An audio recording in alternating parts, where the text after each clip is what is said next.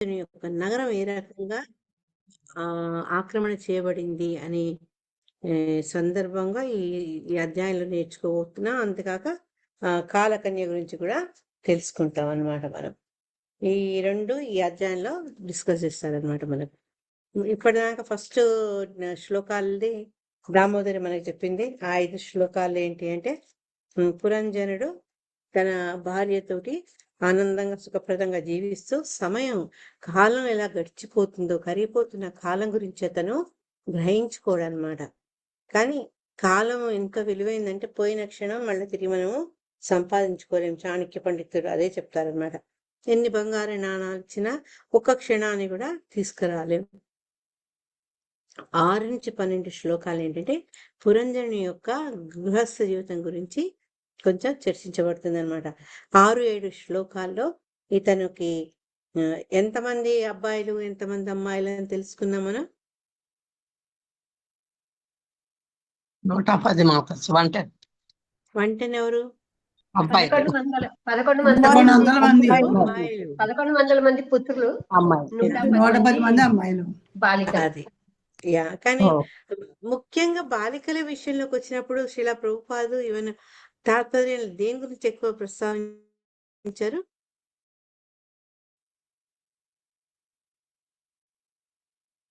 వాళ్ళు మంచి సంతానం అని చెప్పేసి వాళ్ళ అక్రమ సంతానం కాదనేసి వాళ్ళని గురించి చర్చ. అదొక పాయింట్. ఇంకో పాయింట్ కూడా కరెక్ట్. సన్యాసం మాత్రం ఇంకోటి కూడా చెప్పారు. నడవడికి కలవారై ఉన్నారని చెప్పారు. 3 తల్లిదండ్రుల గుణగణాలని పుచ్చుకున్నారు అని. అంటే చెప్పాం కదా, మనం వేరే ఇంటికి పోతున్నప్పుడు మన సంస్కారాన్ని తీసుకువెళ్ళాలి. కట్నాలు కానుకలతో పాటు సంస్కారం తీసుకువెళ్తే వాళ్ళ గృహస్థ జీవితం బాగుంటుంది అనమాట. లేకపోతే ఏమంటారు, 2 ఏం నేర్పించారు మీ అమ్మ నాన్నలు అంటారు. First thing. సెకండ్ ఏంటి అంటే, ఈ సంస్కారం నేర్చుకొని వ్యక్తి అక్కడికి వెళ్తే ఆమె యొక్క ప్రవర్తన వల్ల కుటుంబం చాలా కష్టాలు పాలవుతుంది. సమస్యలు, కుటుంబ విచ్ఛిన్నం ఇవన్నీ ఎందుకు అవుతాయంటే సంస్కార రహితంగా ప్రవర్తించడం అనమాట. అందుకని ఇక్కడ స్పెషల్ గా అమ్మాయిల దగ్గరకు వచ్చినప్పుడు ఆ సంస్కారం అనే టాపిక్ ని మాట్లాడారనమాట. ఈ రకంగా వాళ్ళ సంతానాన్ని కానీ వాళ్ళ ముద్దు ముచ్చట్లో వాళ్ళని పెంచి పెద్ద చేయడంలో ఏమైపోయింది, ఆయనకు అర్ధాయువు కాస్త గడిచిపోయింది అని చెప్తున్నారనమాట. తర్వాత 8వ శ్లోకంలో ఆ సంతానానికి తగినటువంటి జంటలను, అంటే అబ్బాయిలకు వధువుల్ని అమ్మాయిలకేమో వరుణ్ణి అని చేశారు. ఈ విషయంలో మనం ఒక పాయింట్ గురించి శ్రీల ప్రభుపాద స్ట్రెస్ చేశారు. ఏంటది?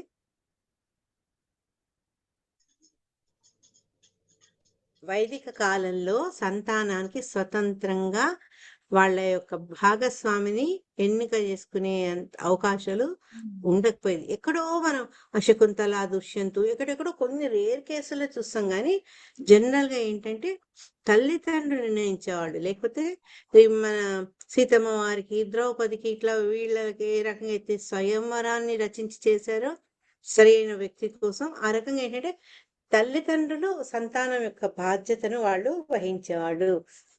దానివల్ల ఏది కంట్రోల్ చేయగలుగుతున్నారు వాళ్ళు? ఇంతకుముందు మాతాజీ చెప్పినట్టు అక్రమ సంతానాన్ని, అంటే వర్ణ సంకరాన్ని, దాన్ని కంట్రోల్ చేయగలుగుతున్నారు అనమాట. వాళ్ళు ఒక సరైన వధువు కానీ వరుణ ఎత్తినప్పుడు ఏంటంటే 2 వ్యక్తుల మధ్య కాకుండా 2 కుటుంబాల మధ్య, 2 వంశాల మధ్య ఉండే సంబంధం, దానివల్ల వాళ్ళ పురోగమనం అన్ని వాళ్ళు దృష్టిలో పెట్టుకునేవాళ్ళు అనమాట. ఈ రకంగా వాళ్ళ పిల్లలు అందరికి వివాహం చేసేసాడు అతను. ఈ ప్రతి కొడుకుకి ఎంతమంది పిల్లలు పుట్టారని చెప్పారు 9వ శ్లోకంలో? 100 మంది మాతాజీ. కరెక్ట్ గీతా మాతాజీ. ప్రతి ఒక్క కొడుకి మళ్ళా 100 మంది సంతానం. ఈ రకంగా వందల ఆది అన్నారంటే 100తో సరిపెట్టినట్టు కాదు అది. కావచ్చు, అంటే మినిమం 100. మినిమం 100 వందలాది. కరెక్ట్. అయితే ఈ రకంగా ఏంటంటే ఈ పాంచాల నగరం, పురంజనుని నగరం అంతా కూడా ఆయన వంశస్థులు, ఆయన సంతానము, ఆ సంతానం యొక్క సంతానంతో నిండిపోయింది అని చెప్పారు. పాంచాల దేశం అని ఎందుకు అన్నారు ఇక్కడ? పాంచాల దేశం అంటే ద్రౌపది యొక్క తండ్రిగా? కాదు, మన దేహం మాతాజీ. దేహం పంచేంద్రియాలతోటి జీవితం గడుపుతున్నటువంటి, ఆనందిస్తున్నటువంటి జీవి యొక్క దేహాన్ని అది సూచిస్తుంది అనమాట. అందుకే పాంచాల దేశం అని ఇక్కడ చెప్పారనమాట. అయితే వీళ్ళంతా ఈ 10వ శ్లోకంలో మన సంతానం పిల్లలు చాలా ఆనందపడతాం కదా, కానీ వాళ్ళు మనల్ని ఏ రకంగా దోపిడీ చేస్తారో అంటే మనం ఆనందంగా దోపిడీ అవుతాం అనమాట. ప్రేమతోటి, అటాచ్మెంట్ తోటి. దాన్ని 10వ శ్లోకంలో చెప్పడం జరిగింది. హరే కృష్ణ. మొన్న కృష్ణవేణి మాతాజీ మీరేనా చదివింది? ఆవిడే చదివారు. ఆవిడే చదివారు. హరే కృష్ణ మాతాజీ. ఆ, నేనా హరే మరి? కృష్ణ. నువ్వే కృష్ణవేణి, నువ్వే తల్లి. మొన్న చదివారు కదా మాతాజీ 10th. నేను చదివాను మాతాజీ లాస్ట్ కు. మీరా? ఓకే. అయితే నాగమణి మాతాజీ మళ్ళీ ఒక్కసారి ఈ శ్లోకం అర్థం చదవండి. ఓకే మాతాజీ. యా.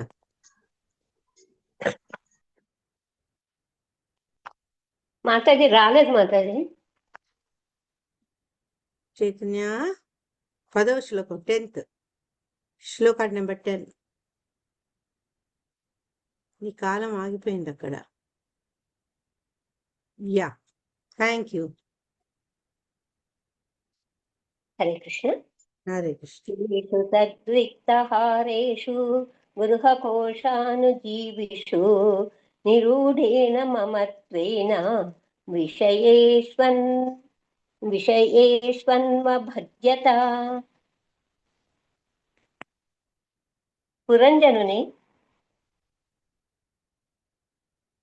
పురంజనుని పుత్రపౌత్రులు నిజమునకు విచారించినచో అతని గృహమును, కోశాగారమును, సేవకులను, కార్యదర్శులను, ఇతర వస్తు సామాగ్రిని అంతయేలా సమస్త సంపత్తిని కొల్లగొట్టిన వారైరి. ఆ సంపత్తుల ఎడ పురంజనుడు ప్రగాఢమగు మమతానురాగమును కలిగి ఉండెను. హరే కృష్ణ. హరే కృష్ణ. అంటే నిజమే కదా, ఇప్పుడు మన ఇంటికి అమ్మాయిలే ఉన్నారనుకోండి, పెళ్లిళ్ళు చేసినాక వస్తారు వాళ్ళు వచ్చినప్పుడు మనకు పైసా ఖర్చు అయిపోతుందని బాధ కంటే వాళ్ళకు ఆనందంగా మనకు వీలైనంత మటుకు వాళ్ళని సుఖంగా ఉంచాలి. వాళ్ళకు కావాల్సింది కొనిచ్చేసేస్తుంటాం. మనకు లేకున్నా సరే ఆ పిల్లలకి ఇచ్చి ఆనందపడతాం అనమాట. ఇది సామాన్యంగా మనలో ఉండే ఈ స్వభావం, అనుబంధం అనమాట. ఈ సంతానం పట్ల మనకు ఉండే మక్కువ ఆ రకమైనటువంటి వ్యవహారానికి దారితీస్తుంది. ఇక్కడ ఒక చక్కటి శ్లోకం భజగోవిందంలో 4వ శ్లోకంలో ఏమన్నారంటే, నళినీ దళగత జలమతి తరలం తద్వజీవిత మతిశయ చవలం విద్ధి వాద్యభిమానగ్రస్తం లోకం శోకహతం చ సమస్తం భజగోవిందం భజగోవిందం గోవిందం భజ మూఢమతే. మానవుడు ఏం చేస్తాడట అంటే, ఇక్కడ అర్థం ఏంటంటే, తామర పువ్వు రేకు మీద పడిన జల బిందువు అది చంచలంగా ఉంటుంది, ఒక్క చోట ఉండదు, అది జరుగుతుంటుంది ఆకు కదిలినట్టు. అటులనే మానవ జీవితం బహు అస్థిరం. లోకమంతా మాయా, మర్మము, రోగములతో కూడుకో దుఃఖ భాజనమై ఉంటుంది అని ఇక్కడ ఒక వ్యక్తికి శంకరాచార్య చెప్తున్నారనమాట. ఎవరు తెలుసుకోరా మూడా, ఇలా ఉంటుంది మన జీవితం అని. మానవుడు ఏం చేస్తాడంటే, తనకున్న శక్తి సామర్థ్యాలని అంతా వినియోగించి ఈ భౌతిక శక్తి అనేటువంటి ప్రకృతిని మనం అధీనంలో తీసుకొని దాన్ని ఉపయోగించుకొని ఎలా భోగించాలా అన్న ప్రయత్నాలతో చాలా కష్టపడుతుంటాం అన్నమాట. మనం తటస్థ శక్తి, భగవంతుడు ఉత్త శక్తి అయితే ఇదేంటంటే లోవర్ ఎనర్జీ, ఏది ప్రకృతి. మనము భగవంతుడి వైపు పోకుండా ఇటువైపు ఆకర్షితులై ఈ ప్రకృతి నుంచి ఎలా భోగించాలి అన్న అనేక రకాలైనటువంటి ప్రణాళికలు వేస్తుంటాం. కానీ మనకు సేమ్ ఎట్లయితే ఆ నీటి బొట్టుకు తెలీదో, నేను తామరాకు మీద ఉన్నా ఎప్పుడైనా జారిపడచ్చు విధంగా మనకు కూడా ఆ జ్ఞానం ఉండదు. తను ఎంత కష్టపడి మంది నోళ్ళు కొట్టి అక్రమంగా లేకుంటే చెమటోటి కష్టపడిన సొమ్ము వస్తు సముదాయం ఇవన్నీ ఉంటాయి కదా, వీటన్నిటితో సుఖంగా బతకొచ్చు అని పాపం వర్షాకాలంలో కోసం ఎండాకాలంలో శ్రమించినట్టు ఎంతో కష్టపడతారనమాట. కష్టపడ్డాక ఏంటి అంటే అదొక మోహం.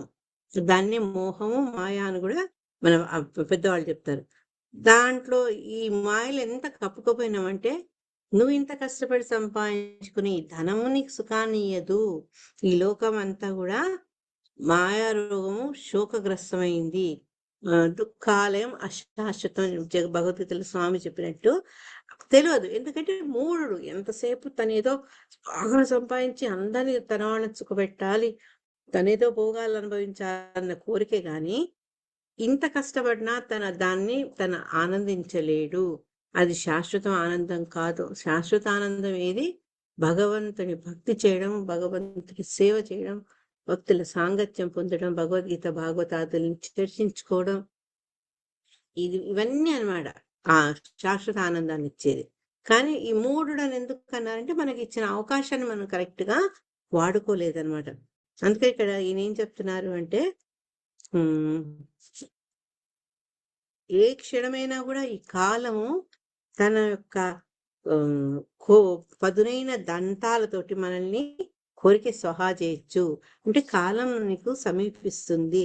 అందుకని ఏంటంటే ఈ ఉన్న సమయాన్ని నువ్వు వృధా చేసుకోకు, భగవన్నామం చెయ్యి అని ఇక్కడ శంకరాచార్యులు చెప్తున్నారు అన్నమాట. చెప్పుకుంటూ ఈ శ్లోకాలకి ఎంత ఈ మన ఈ రోజు పర్పట్కి ఎంత కరెక్ట్ గా సూట్ అవుతాయంటే, యావత్ పవనో నివసతి దేహే, అది కాదు, 1 సెకండ్,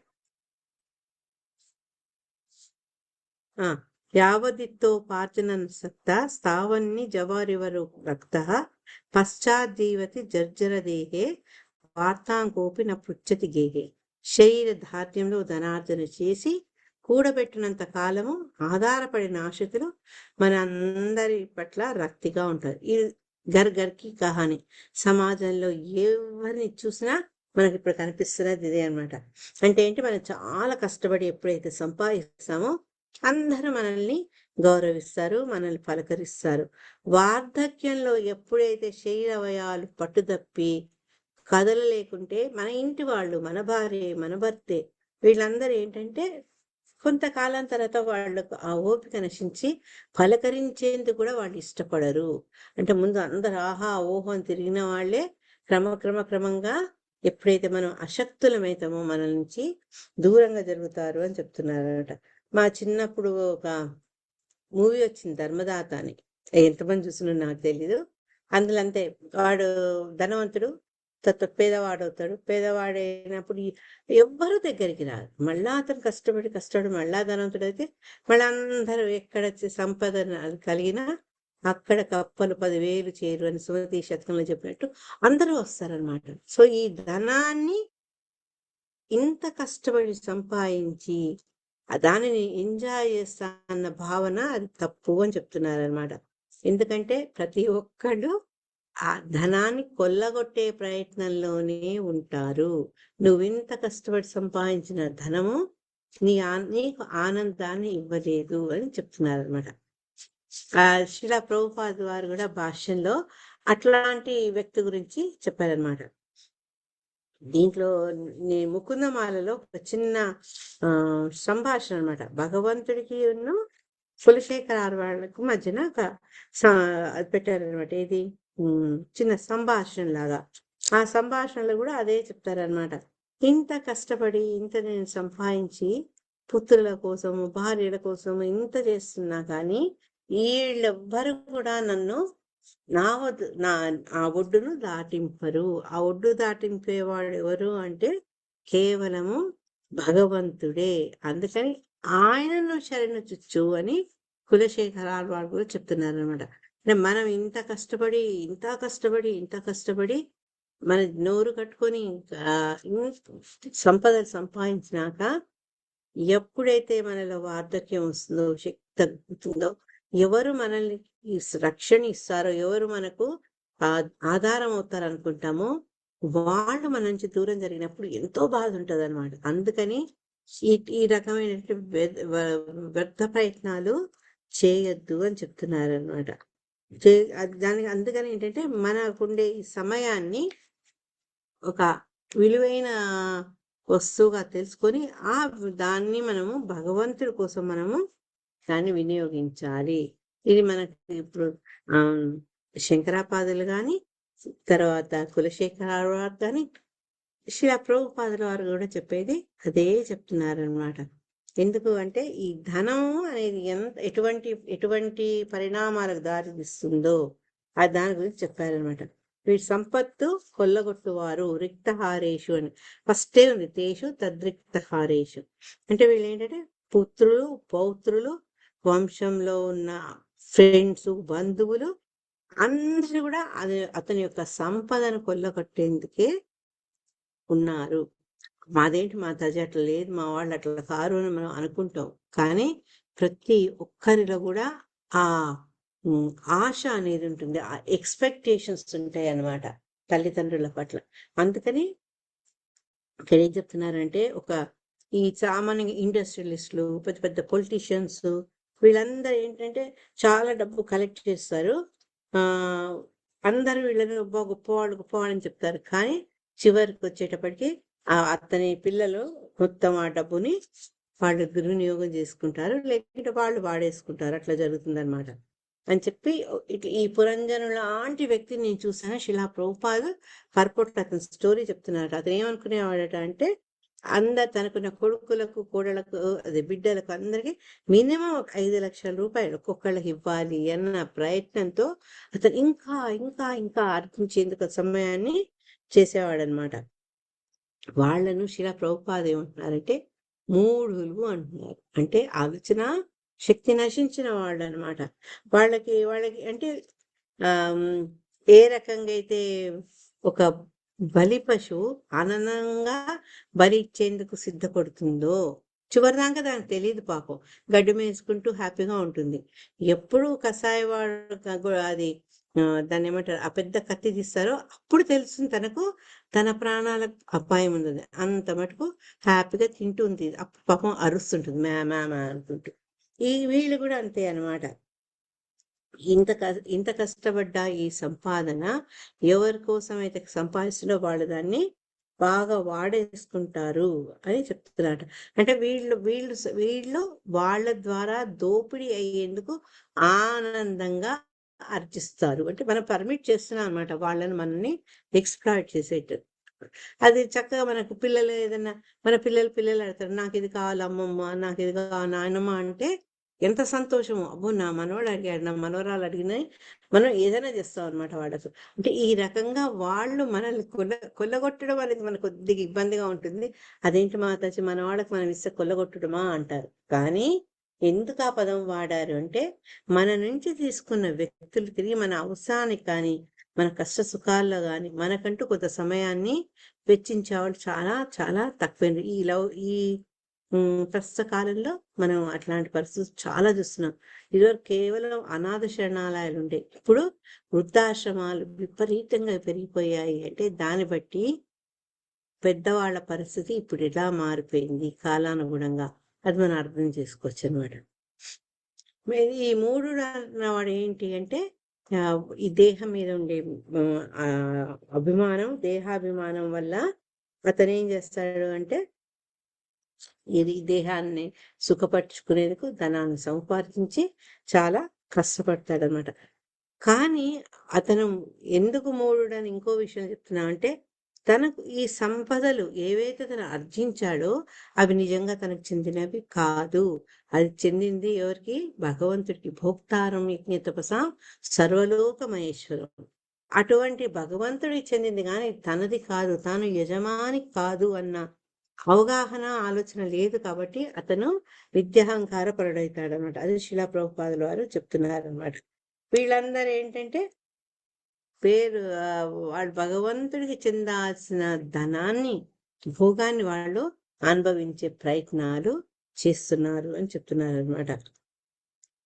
ఈ భౌతిక ప్రపంచంలో, ఈ లౌకిక జీవితంలో ఎక్కడైనా జరుగుతున్న సంఘటన ఇదే అన్నమాట. ఎందుకంటే మనము దేహానికి బద్దులయ్యాము, ఆత్మకు బద్దులయ్యి ఆత్మకు బంధువులుగా కావట్లేదు. మనం దేహబద్ధులైనాం కాబట్టి మనలో ఉండే మిథ్యాహంకారంతో మోహితం అవుతున్నాం. అంటే మన జ్ఞానము నశిస్తుంది అనమాట. అందుకని నేను ఫలానా వాడిని, ఫలానా దేశస్తుని, ఇవన్నీ కూడా మాట్లాడుతున్నారనమాట.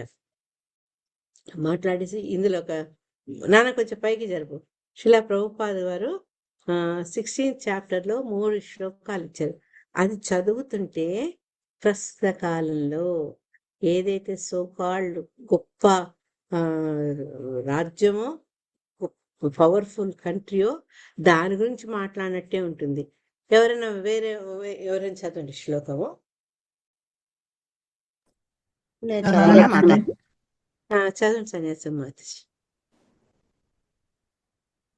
ఇదమద్య మయా లబ్ధ మిమం ప్రాప్సే మనోరథం ఇదమస్తిదమపి మే భవిష్యతి పునర్ధనం. 3 చదవాలా మాతాజీ? 3 చదవండి. అసో మయా హతం శత్రుర్హ నిశ్యే చాపరానపి ఈశ్వరోహమహం శత్రుర్ అనిశ్యే చాపరానపి ఈశ్వరోహమహం భోగి సిద్ధోహం బలవాన్ సుఖీ ఆడ్యో అభిజనవానస్మి కోన్యోస్తి సదృశో మయా యక్షే దాస్యామి మోదిష్య ఇత్యజ్ఞాన విమోహితాః. Thank you Mataji. తాత్పర్యం ఇచ్చారు మాతాజీ. 1 సెకండ్, ఇంకొకరు మాతాజీ. చదువుతా అన్నారు మాతాజీ. నేనే మాతాజీ. కనకవల్లి. జయశ్రీ మాతాజీయా? కనకాలి ఇంకా? మాతాజీ. ఎవరో ఉన్నారు, తెలియట్లేదు, అని పేరు కలిసిపోయి. అర్థం చదవండి. కనకవల్లి మాతాజీ ఉన్నారా? సీతామహాలక్ష్మి చదవండి. మీనింగ్ చదవండి. అసురి స్వభావుడు చదవమంటారా? ఇది చదువుతుంటే ఎవరు మీ దృష్టిలోకి వస్తారో తర్వాత చెప్పండి. ఓకే. ఆసురి స్వభావుడగు మనుజుడు ఇట్లు తలచును, ఈనాడు నా వద్ద ఇంత ధనం ఉన్నది, నా ప్రణాళికలచే నేను మరింత ధనమును పొందేదను. ఇది అంతయు నాది, భవిష్యత్తులో ఇది మరింతగా వృద్ధి నందగలదు. అతడు నా శత్రువు, అతను నేనే వధించితిని, ఇతర శత్రువులు కూడా వధింపబడుతు. నేనే సర్వమునకు ప్రభువును, నేనే భోక్తను, పూర్ణుడను, శక్తిమంతుడను మరియు సుఖిని నేనే. భాగ్యవంతుడైన బంధువులతో కూడియుండు నేనే అత్యధిక ధనశాలిని. నన్ను మించిన శక్తిమంతుడు గాని సుఖవంతుడు గాని వేరొకడు లేడు. నేను యజ్ఞములను ఆచరించును, దానమొసగదును మరియు అట్లొనర్చి మోదము నందుదును. ఈ విధముగా అట్టి వారు అజ్ఞానం చే భ్రాంతికి లోనగుదురు. ఈ ప్రకారం జనులు కర్మలలో నెలకొనగా దేహము, గృహము, కుటుంబము, దేశము, జాతి పట్ల వారి మమతానురాగములు ప్రగాఢమగుచుండును. Thank you Mataji. మీకు ఎవరు అనిపించిందో చదువుతుంటే? రావణాసురుడు మాతాజీ. హరే కృష్ణ. Very good. ఇంకా వెళ్ళిపోయారు. ఇంకా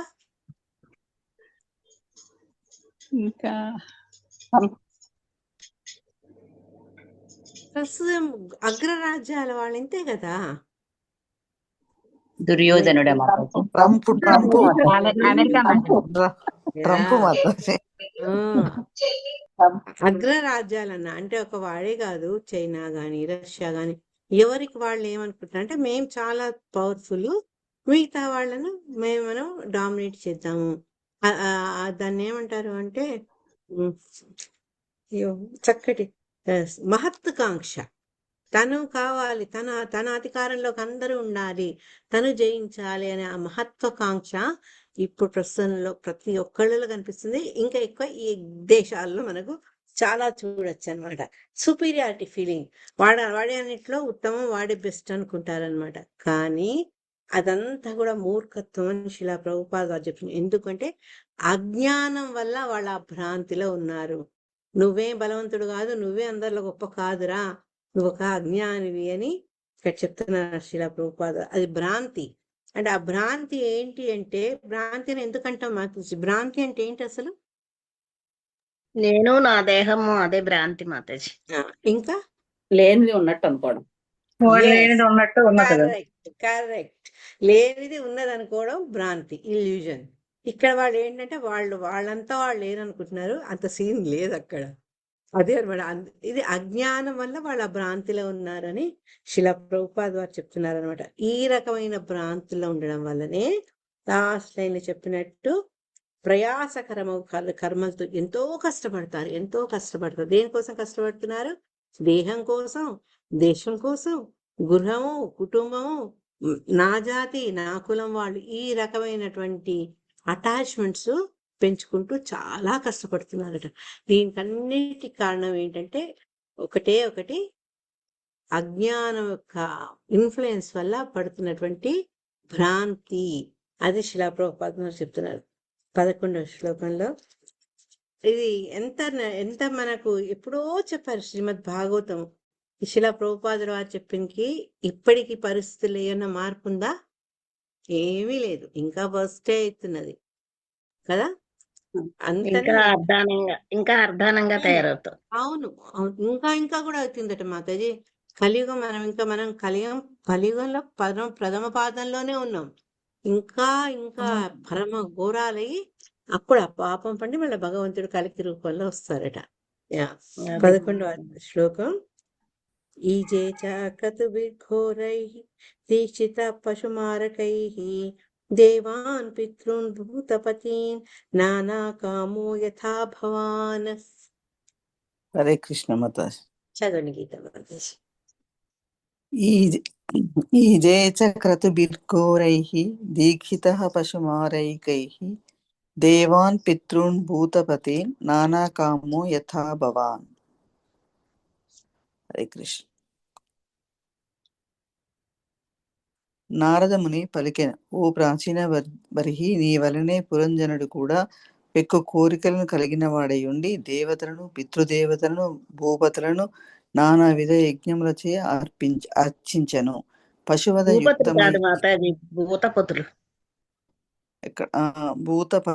భూతపతులను నానావిధ యజ్ఞములచే అర్చించను. పశువద యుక్తమై ఉన్న కారణమున ఆ యజ్ఞములన్నీయును అతి ఘోరముగా నుండెను. హరే కృష్ణ. Thank you Mataji. హరే కృష్ణ.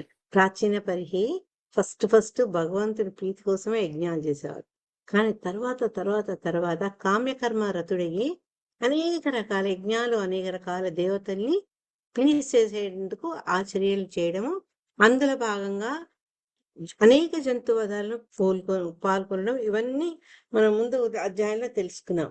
అది వైష్ణవుడైనటువంటి నారదుడుల వారికి చాలా బాధ కల్పించింది అనమాట. డైరెక్ట్ గా చెప్తుంటే ఇటువంటి వాళ్ళకి అది రుచించదు. ఎప్పుడైతే మనం భౌతిక ఆసక్తులు చాలా ఉంటాయో, ఈ తప్పు నాయన ఆధ్యాత్మికంగా నువ్వు చింతన చెయ్యి అంటే అది నచ్చదు. ఎట్లంటే కామెర్ల వ్యాధి ఉన్నవాడికి ఈవెన్ కలకండా కూడా అది టేస్ట్ పోతుంది అనమాట, తీపి ఉండదట. అది నమ్ములుతుంటే కొన్నాళ్ళకి ఎప్పుడైతే ఆ కామెర్లు తగ్గుతుంటాయో అప్పుడు దాని స్వీట్నెస్ తెలుస్తుందట. అదే రకంగా ఈ కర్మ రతులైన వాళ్ళకి ఏంటంటే మంచి మాటలు చెప్తే నచ్చదు.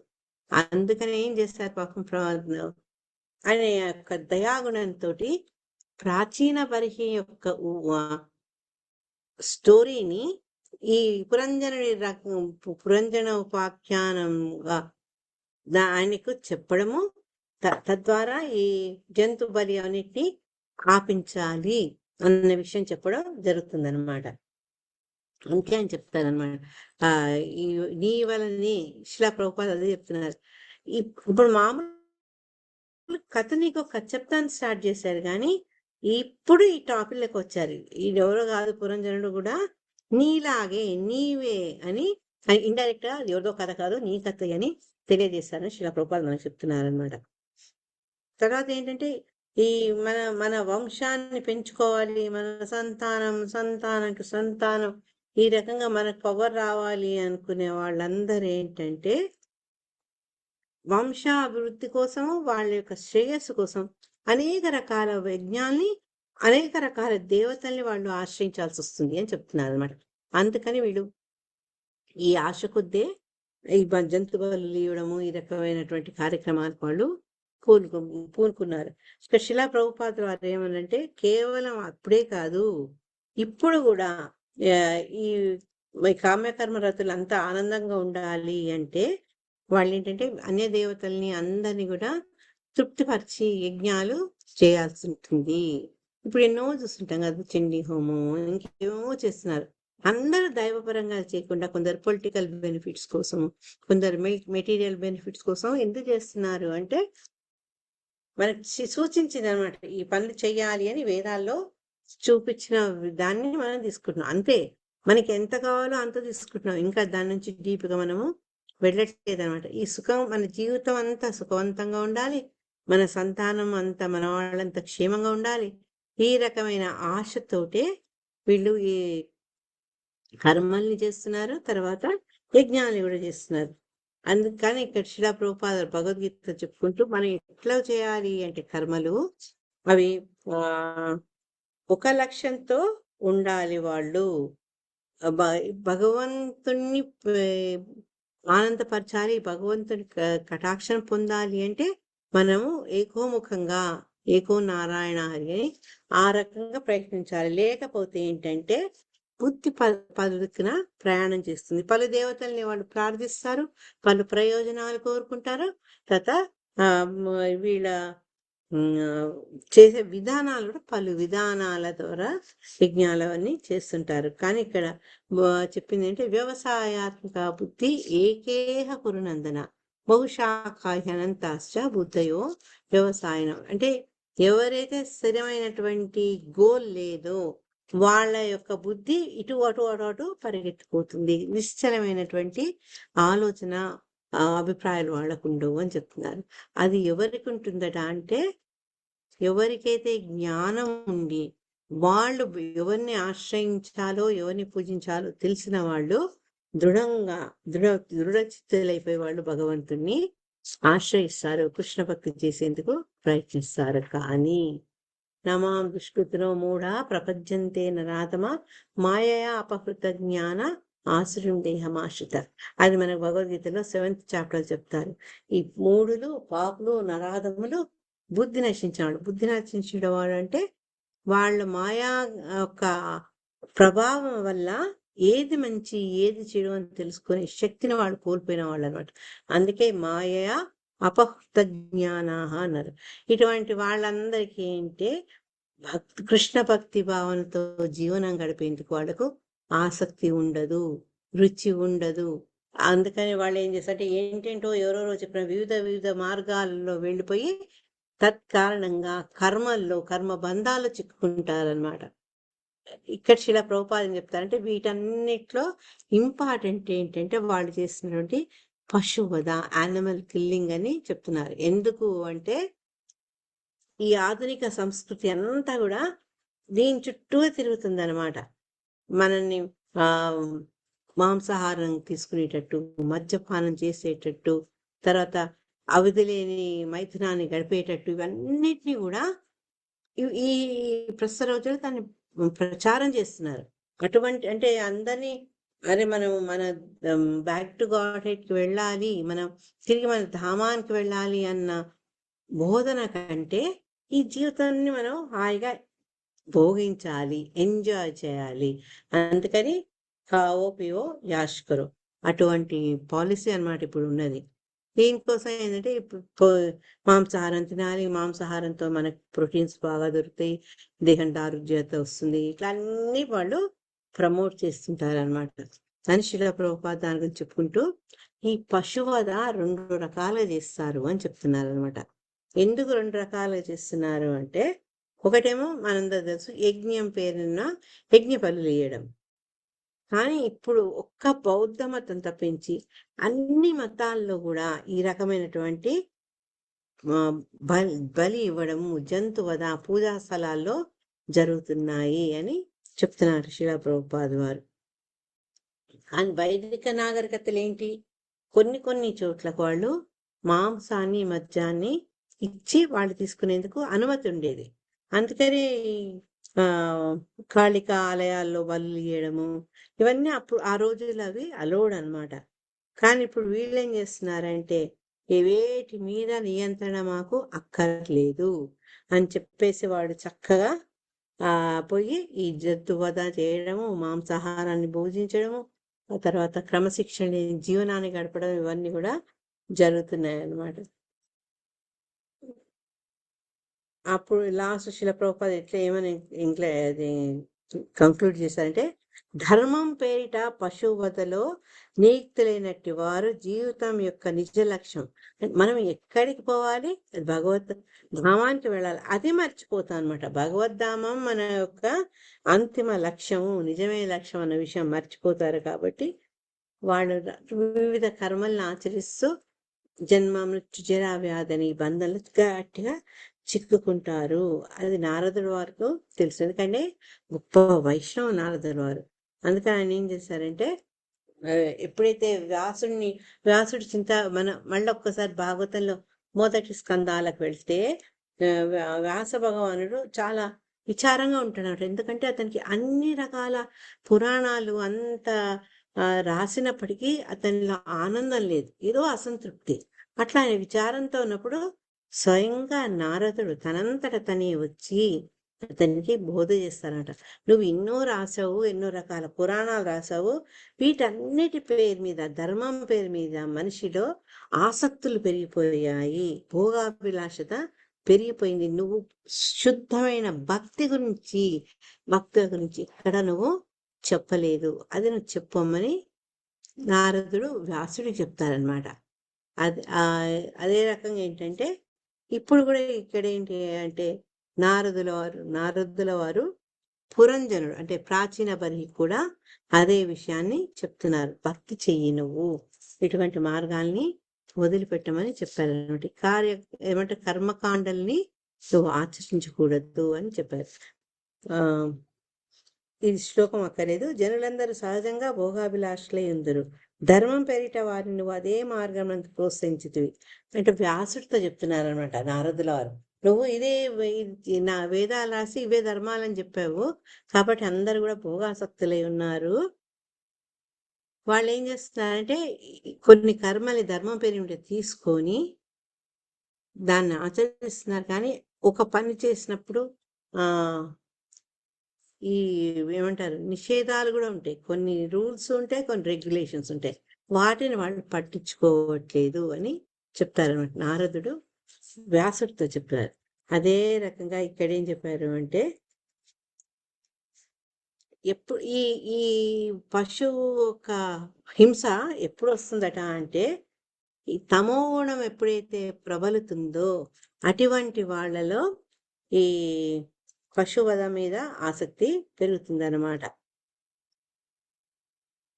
వాళ్ళు దానికి సంబంధించినటువంటి రూల్స్ రెగ్యులేషన్స్ వాళ్ళు స్టార్ట్ చేస్తారు.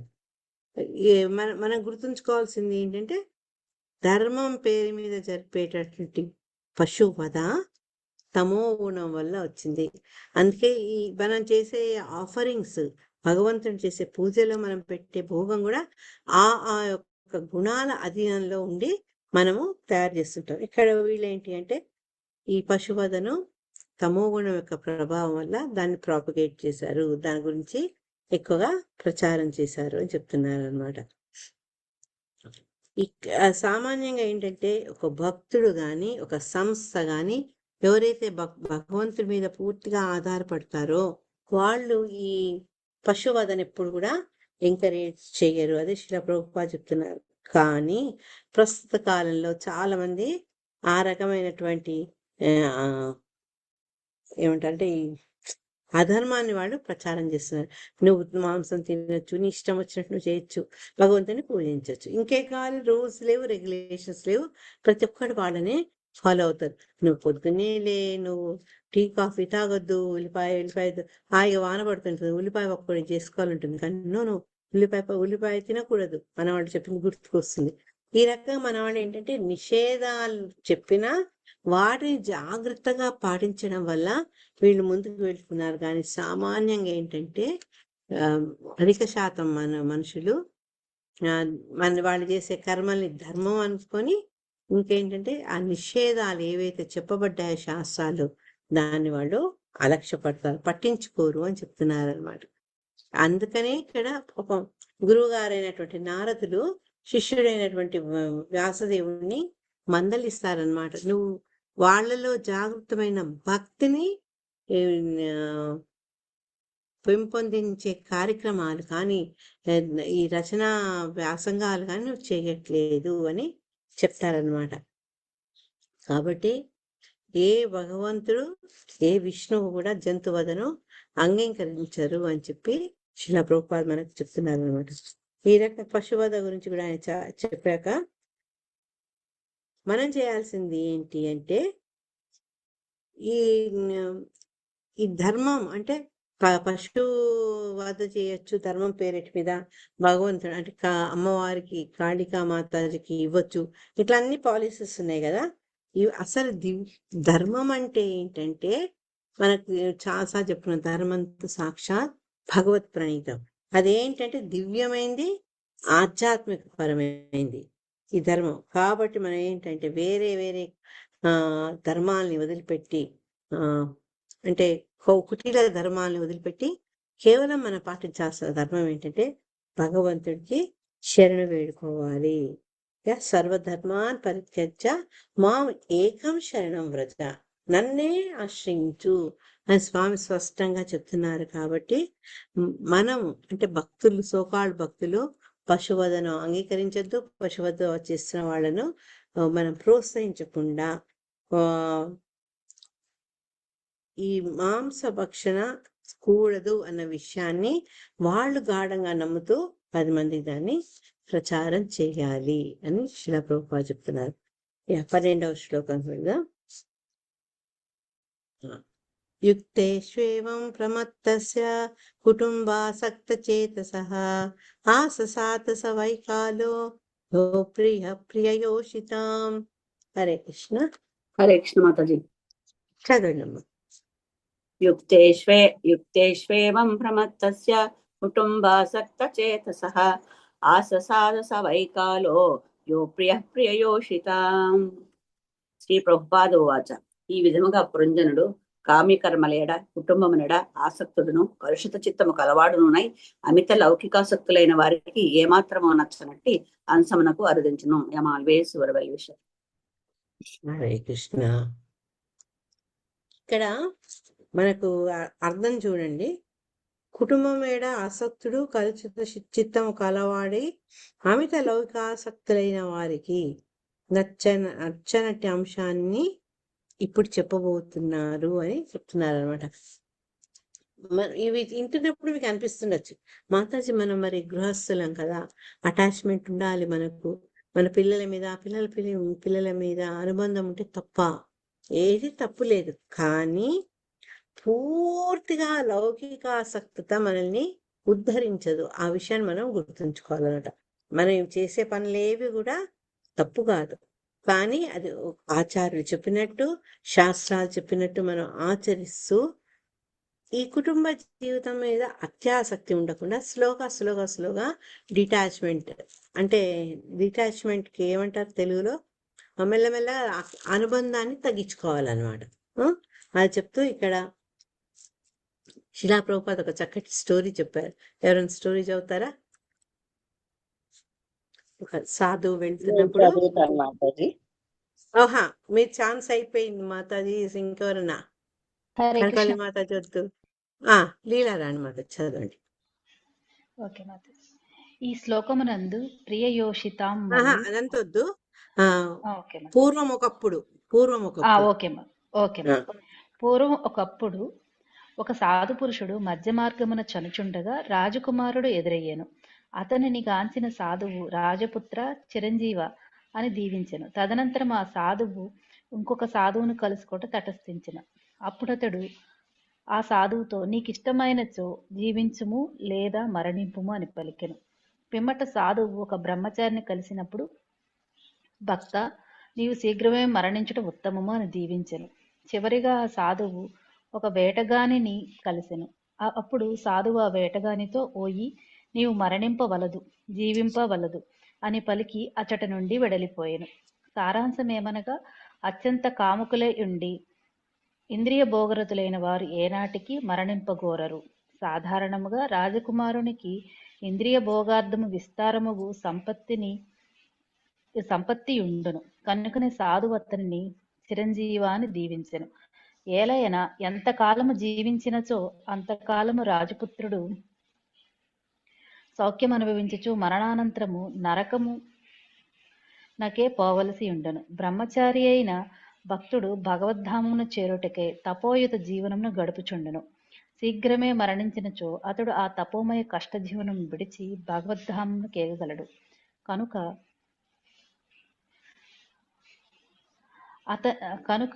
సాధువు అతనిని అట్లు దీవించెను. ఇక సాధు పురుషు జీవించి ఉన్నప్పుడు భగవత్ సేవలో నిలిచి ఉండి మరణానంతరము కూడా భగవత్ సేవ యందే నెలకొని ఉండును గనుక అతడు కోరినచో మరణించవచ్చును లేదా జీవించి ఉండవచ్చును. అనగా సాధువుకు భక్తుని ప్రస్తుత జీవితము తర్వాత జీవితము రెండునూ ఒక్కటే. ఏలైనా ఆ రెండింటి యందును అతడు భగవత్ సేవలోనే నెలకొని ఉండను. కాని వేటగాడు జంతువులను వధించుచు ఘోరమైన జీవితమును గడుపును గనుక మరణించినప్పుడు తప్పక నరకమును కేగును. అందువల్ల జీవించుట మరణించుట రెండునూ అతనికి తగనివే అని పలుకుట జరిగినది.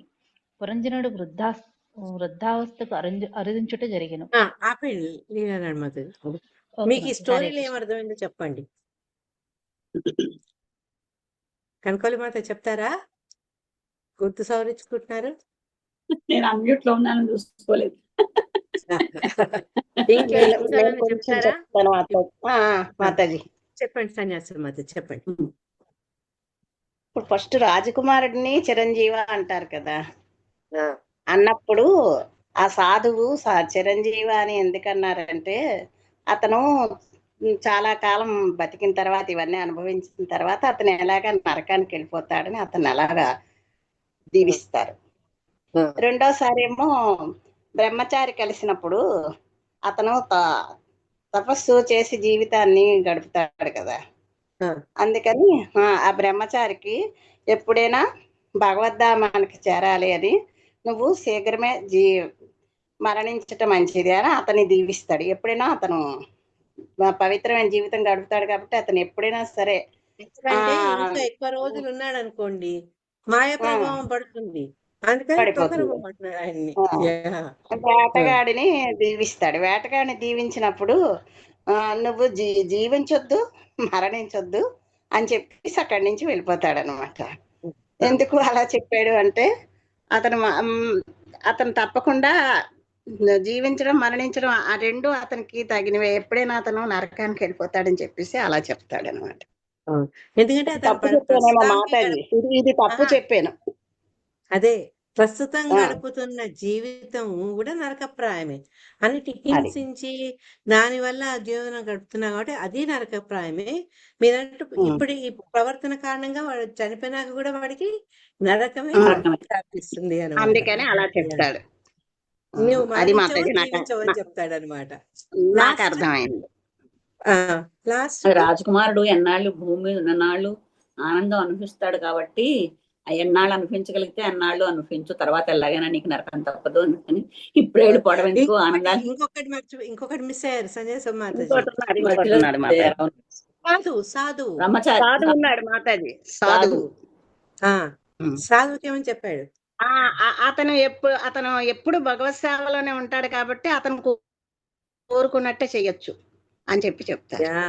ఎందుకంటే అతను బతుకున్నప్పుడైనా భగవంతుడి సేవ చేస్తారు. తర్వాత మళ్ళీ జీవితం ఎలాగున్నా సరే అతనికి రెండు సమానంగా ఉంటాయి అన్నమాట. అందుకనేసి అతన్ని ఇస్తాడు. ఇట్లా 4 రకాల వ్యక్తుల్ని వాళ్ళ యొక్క జీవనం బట్టి సాధు ఆశీర్వదిస్తారు అనమాట. అంటే మన సాధు పురుషులు ఎందుకు అంత గొప్ప అంటే ఇదప్పుడు మనం ఒక కథ చెప్పుకున్నాం. రాకుమారునేమో ఇట్లే రాజుని నువ్వు చాలా భాగ్యాలతో జీవించమంటాడు. ఒక ముసలి స్త్రీ ఆమెకి ఏమి ఆధారం ఉండదు, ఆవు ఒక్కటి ఉంటుంది. అతని ఆవు కూడా చనిపోవాలని చెప్తాడు. అప్పుడు శిష్యుడు ఆశ్చర్యపోతాడు.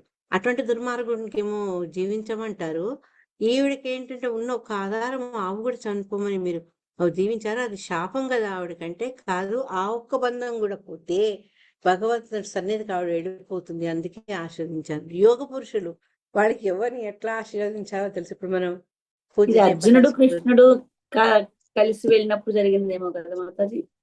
కృష్ణుడు అర్జునుడు ఎక్కడికో వెళ్తే అయిండొచ్చు. అంటే శిలా ప్రభుపాద మనకు దాని గురించి చెప్పలేదు, ఇన్ జనరల్ చెప్పారు. ఇప్పుడు ఒకప్పుడు ఇట్లా అయింది అని చెప్పారు కదా. ఇప్పుడు మనం పూజ జయపతాక స్వామి గురు మహారాజు ఉంటారు. తర్వాత ఎవరైనా మన ఒక ఆచార్యుల దగ్గరికి వెళ్తే అందరిని ఒకే రకంగా ఆశీర్వదించరు, అందరిని ఒకలా చేయరు. ఎందుకంటే ఆయా వ్యక్తుల యొక్క మానసిక స్థితి, వాళ్ళ శారీరక స్థితి, తర్వాత వాళ్ళ యొక్క స్పిరిచువల్ స్థితి, ఈ మూడు తెలుసుకుంటారు కాబట్టి ఆచార్యులు దానికి తగినట్టు వాళ్ళ ఆదేశాలు ఇస్తారు. ఒక చిన్న ఉదాహరణ ఇస్తాను నేను. టొరంటోలో ఇట్లా మా గాడ్ సిస్టర్, మా గాడ్ బ్రదర్ ఉన్నారు. వాళ్ళు ఎన్నిసార్లు మేము ఇండియాకి వెళ్ళిపోతామంటే గురు మహారాజు ఒప్పుకోలేదు, మీరు ఇక్కడే ఉండాలి, మీరు భక్తి ప్రచారం చేయాలి. అట్లా అందరిని ఉండిపోమని అనరు కదా ఆయన్ని. ఎవరి వల్ల ఆ ప్రయోజనం నెరవేరుతుందో, ఎవరికి దాని అందు ఎక్కువ ఆసక్తి ఉందో అటువంటి వాళ్లకు చెప్తారు జయపతాక స్వామి మహారాజ్. అందరూ ఆయన మాయపూర్కి వచ్చి స్థిరపడమని చెప్పట్లేదు కదా. ఎవరికైతే అక్కడుండి ధామ్ సేవ చేసి వాళ్ళ ఉండే స్పెషాలిటీస్, వాళ్ళ విద్వత్తును కృష్ణ కాన్షియస్నెస్ కి ఉపయోగించాలి అని ఎవరు ఉంటుందో వాళ్ళని ఎంకరేజ్ చేస్తున్నారు. ప్రతి ఒక్కరిని మీరు ఇట్లా ఊర్లలో ఉండొద్దు, సిటీల్లో ఉండొద్దు, వచ్చి మాయాపూర్లో ఉండండి అని చెప్పట్లేదు. ఎందుకంటే అది కూడా మళ్ళీ కష్టమే, అడ్మినిస్ట్రేషన్ ప్రాబ్లమ్స్ వస్తాయి. కాబట్టి ఎవరిని ఎప్పుడు ఎలా ఆహ్వానించాలో, ఎలా ఆశీర్వదించాలో ఈ సాధు పురుషులకు తెలుసు. ఈ చక్కటి ఉదాహరణ అన్నట్టు ఈ సాధు ఆయన ఏం చెప్పాడు, అది ఇతనితో చిరంజీవి రాకుమారుని సాధువు కలిస్తే నీ ఇష్టం ఉంటే బతుకు, లేకుంటే నువ్వు మరణించు, ఎందుకంటే నువ్వు ఎక్కడున్నా నీ స్థితి సమానంగా ఉంటుంది. బ్రహ్మచారికి ఏం చెప్పాడు, వెంటనే మరణిస్తే బెటర్ నీకు అని చెప్తాడు. ఇక వేటగాడికి ఏంటంటే నువ్వు బతికినా తర్వాత అంటే నువ్వు మరణించలేవు, జీవించలేవు అని చెప్తారనమాట. అంటే అతని యొక్క పరిస్థితి, ఒక జీవన విధానం అట్లా ఉంటుంది. ఈ రకంగా ఒక సాధువు 4 రకాలటువంటి ఆశీర్వచనాలు ఇచ్చారనమాట. ఇక ఇవన్నీ అయిపోయినాక కాలక్రమం కొద్దిమంది తెలుసు కదా, అర్ధ అంటే అధిక శాతం అయిన వయసు ఈ సంతానాన్ని ఉత్పత్తి చేయడం, వాళ్ళను తగినటువంటి వధువరులకు ఇచ్చి పెళ్లి చేయడము, వాళ్ళ యొక్క సంతానాన్ని చూడడము, ఈ రకంగా ఆయుష్ సగం గడిచిపోయింది అనమాట. మెల్లమెల్లగా ఏంటి వచ్చేసింది టైం, హలో నేను వస్తున్నా అని జర వచ్చేసింది అనమాట. ఆ వృద్ధావస్థకు పురంజనుడు అడుగు పెడతాడనమాట. ఎప్పుడైతే మనలో వృద్ధావస్థ వస్తుందో అప్పుడు మనకి తెలియకుండానే దేహంలో పటుత్వం తగ్గిపోతుంది, పరిగెత్తాలని ఉంటుంది, మనసు పరిగెత్తుంది కానీ దేహం ఒప్పుకోదు మనకు. అన్నిటికంటే ప్రాబ్లం ఎక్కడ అంటే ఒక్క ముసలితనంలో ఎవరైతే ఇంద్రియ భోగాసక్తులై ఉంటారో వాళ్లకు మనసు పరిగెత్తుంది కానీ వాళ్ళ దేహం దానికి సహకరించదు అని చెప్తున్నారు. అటువంటి వ్యసన పరులు ఏంటంటే అరే అని ఊరుకోరు వాళ్ళు. ఇంకా వేరే వేరే మార్గాల ద్వారా వాళ్ళ కోరికలు తీర్చుకునే ప్రయత్నాలు చేస్తారు. ఇప్పుడు మన పేపర్లలో చూస్తుంటే తెలుస్తుంటాయి, ఈ వైగ్రాగిగ్రామ ఇంజెక్షన్స్, ఎన్నో మార్గాల వల్ల వాళ్ళు ఇంకా వాళ్ళ భోగాన్ని, వాళ్ళ భోగాసక్తిని పెంచుకోవాలని చూస్తుంటారు అనమాట. ఇది మనకేంటి అంటే మన ఉండే అజ్ఞానానికి ఒక ఉదాహరణ అని చెప్పి శిలా ప్రభుపాద ఏం చెప్పారంటే లాస్ట్ లో, ఇప్పుడు ప్రజెంట్ ఉన్న సైంటిస్ట్ కూడా ఏం చేస్తారంటే నువ్వు మరణాన్ని జయించవచ్చు, నువ్వు వయసును జయించవచ్చు, నువ్వు సామర్థ్యం పెంచుకోవచ్చు, ఇట్లా ఎన్నో చెప్తుంటే మనము 3 లాగా దానికి లొంగిపోతుంటాం అనమాట. ఇంకా మన జీవితాన్ని పెంచుకోవాలి, ఇంకా సుఖాలు పొందాలని కోరుకుంటాము అని చెప్తూ, మనం ఎంతకాలం బతకాలనుకున్నా కానీ ఆ మృత్యు అనేది వస్తే మటుకు నీకు ఎంత ఇష్టం ఉన్నా లేకున్నా మరి బలవంతంగా తీసుకొని వెళ్ళిపోతుంది అనమాట. ఇక్కడ ఉదాహరణ హిరణ్యకశిపుడు చెప్పారు. హిరణ్యకశిపుడు ఎన్నో రకాల ప్లాన్స్ వేశాడు, దీనివల్ల దానివల్ల ఇక్కడ అక్కడ అవన్నీ నాకు మరణం కావద్దని అన్నారు. కానీ భగవంతుడు అంతకంటే మీద ఆయన ఏం చేశాడు, ఇతని రూల్స్ కండిషన్స్ అన్ని దృష్టిలో పెట్టుకొని అతన్ని సంహరించేందుకు సరైనటువంటి ప్లానింగ్ తోటి నరసింహస్వామి వచ్చారనమాట. వచ్చి ఆయన స్వయంగా ఎప్పుడైతే అతని కాలం నిండిందో అప్పుడు అతని స్తంభం చూపించడం, అడగడం, స్తంభం నుంచి స్వామి రావడం, అతన్ని సంహరించడం అన్ని కూడా జరిగిపోయినాయి. అంటే మన మూర్ఖత్వం వల్ల మనం వీటిని జయించవచ్చు అనుకుంటాం, కానీ అది జయించడం వీలు కాదు. ఆ విషయాన్ని మనం గుర్తుంచుకోవాలి. ఇంకొక శ్లోకం చెప్పేసి ఆపేస్తా. 13th. చండవేగ ఇది ఖ్యాతో గంధర్వాధిపతిర్నృప గంధర్వాస్తస్య బలినః షష్ట్యుత్తరాశతత్రయం. జయశ్రీ మాతాజీ చదవండి. ఇంతకుముందు ఛాన్స్ ఇలే మీకు, చదవండి. హరే కృష్ణ మాతాజీ. చండవేగ ఇతి ఖ్యాతో గంధర్వాధిపతిర్నృప గంధర్వాస్తస్య బలినః షష్ట్యుత్తరశతత్రయం. రాజా, గంధర్వలోకమున చండవేగుడు అనేది ఒక రాజు కలడు. అతని క్రింద 360 మంది బలవంతులకు గంధర్వ సైనికులు కలరు. హరే కృష్ణ. హరే కృష్ణ. ఇప్పుడు ఈ చండవేగుడు అంటే ఎవరంటే, ఇంత మనం చెప్పుకున్నాం కదా, కాలం ఆసన్నమైనప్పుడు భగవంతుడు ద్వారా హిరణ్యాకశిపుడు వధించబడ్డాడు అని. అటువంటి ఆ కాలం అన్నమాట ఇక్కడ చండవేగుడుగా చెప్పింది. మొత్తం ఈ పురంజన వృత్తాంతం అంతా కూడా చూడండి. నేను ఇంతకుముందు కూడా చెప్పా, వివిధ వ్యక్తులు అంతా ఏంటి అంటే మన జీవితంలో జరుగుతున్న సంఘటనలకు, మన దేహంలో ఉన్నటువంటి భాగాలకు వేరే పేరుతోటి వాటి గురించి చర్చించడం జరిగింది. ఇక్కడ ఈ కాలాన్ని చక్కగా చండవేగం. చండవేగం అంటే ఏంటి? అమితమైన వేగం. కాలను ఆగు నాయన, నువ్వు నెమ్మదిగా రా అంటే ఆగదు. అది ఎట్లా చాలా వేగంగా కాలం గడిచిపోతుంది.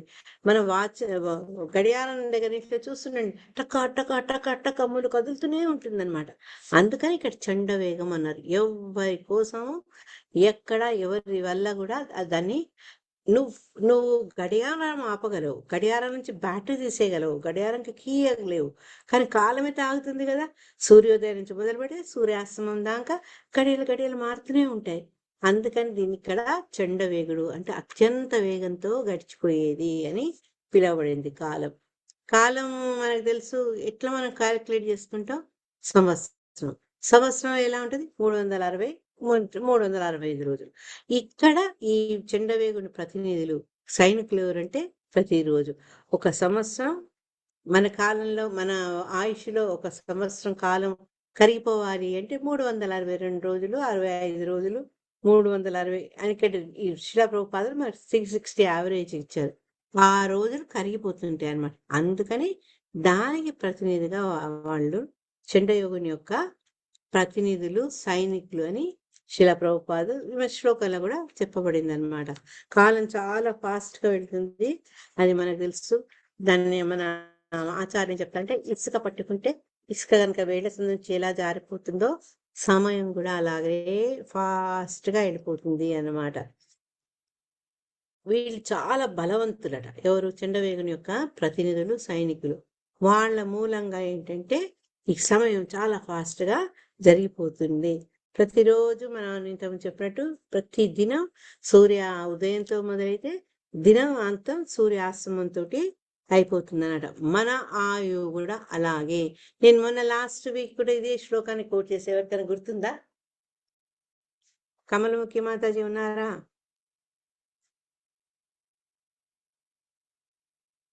మనము రోజు తెల్లారింది అనుకుంటాం.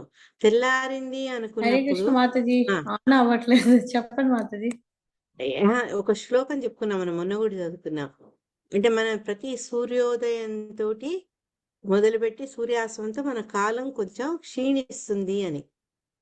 దాని గురించి Srimad Bhagavatam second canto 3rd chapter 17th శ్లోక మాతాజీ. మొన్న కూడా చదువుకున్నాం. ఆయుర్హరతి వైపుంస ఉజ్జన్నస్తం చన్నసో.